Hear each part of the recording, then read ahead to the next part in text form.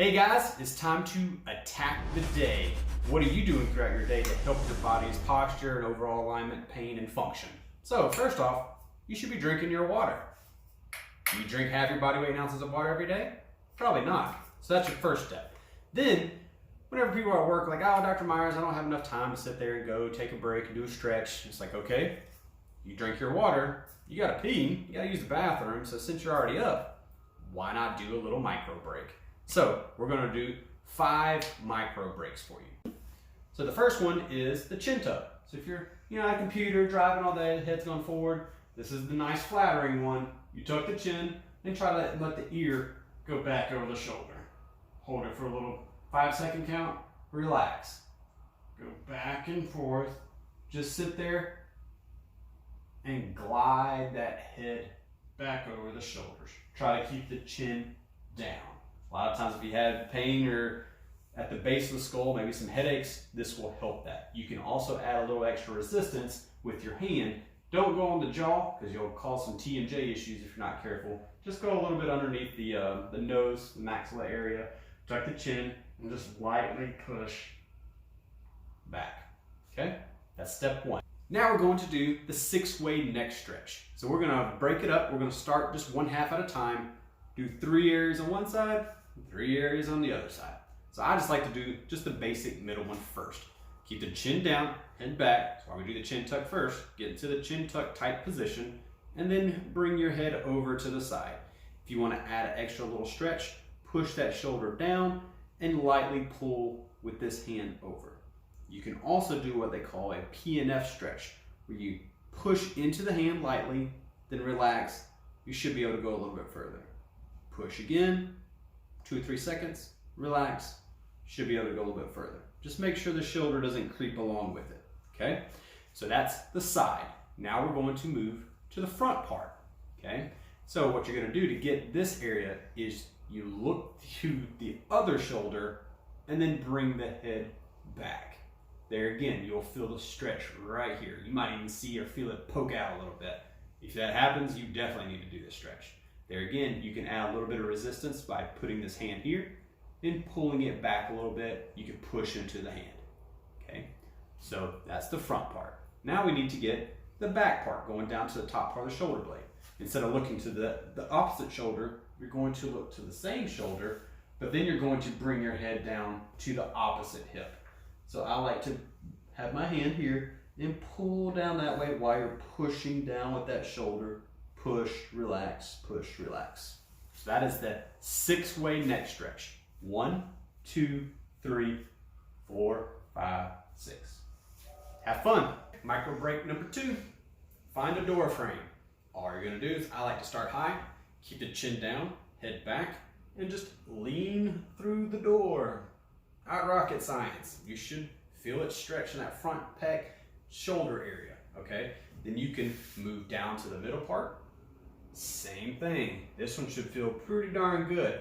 Don't let the head go forward and don't let the back arch. You want your spine to be a nice stiff board because you're not trying to get spinal movement, you're trying to get shoulder girdle movement, okay? And then you can go down here to the lower part if you want. If you don't have a door frame, you only have a wall, just do one at a time.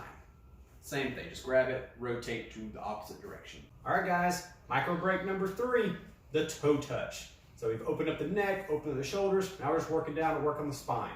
Not rocket science. Can you touch your toes? Now we're gonna do this a little bit harder so it actually doesn't take 1 second to do it. So all you're gonna do is put your feet together.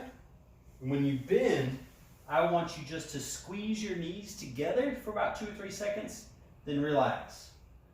Squeeze, relax. Squeeze, relax. Do it 3 times. Stand all the way back up, all the way back down.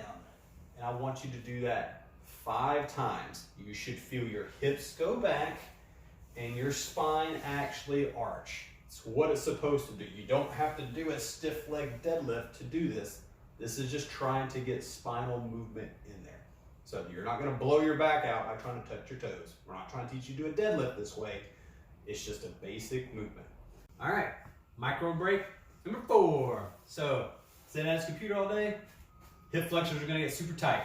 So I need you to get up and do something about it. You can take the same chair you're just sitting your butt in, put your foot on the chair, bring your knee all the way down to the ground.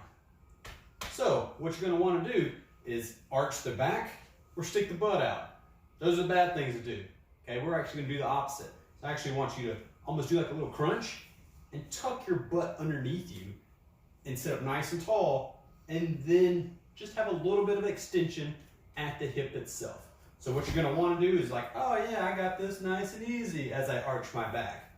Keep that core engaged and tuck that butt. Then at the very end of the movement, you can squeeze that butt on that side. It's going to drive that hip forward, okay? If you wanna make it harder, you take that same arm, reach to the ceiling, and lean to the opposite side. Or you can just rotate just like that to that pretzel stretch we taught you whenever you come for therapy. So that's the hip flexor stretch. If you don't have a chair, you can just do it on the ground. Same principle, tuck the butt, engage the core, lean forward. Say if you don't have a chair, and you don't want to do that, you're in a cubicle or something like that, hold on to something, okay?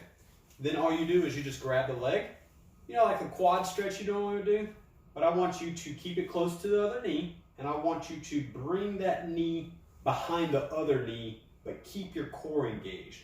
Squeeze that same side glute to drive the hip back. Because we're not trying to stretch the quad, we're trying to stretch the hip flexor. Okay? So that's just a different modification if you don't have the chair. All right, we're at Microbreak number 5. We've slowly worked down the whole body. Last but not least, the ankle. Find a wall, something firm you can push up against. What we're gonna do first is you're gonna have the leg, the knee extended. We're gonna try to get the actual calf or gastroc, and then you're just going to lean forward 10, 15, 20 seconds, however long you wanna stretch it. Then bring the foot closer in, and then now you're going to set down into the movement. This is going to get an area called your soleus, so it's a deeper level of the lower leg. Okay, so you just sit down, squat, you can get down into it. There again, hold for 10, 15, 20 seconds. So those are your micro breaks. So those are things that you can do to help attack the day. So all right guys, get healthy, stay healthy.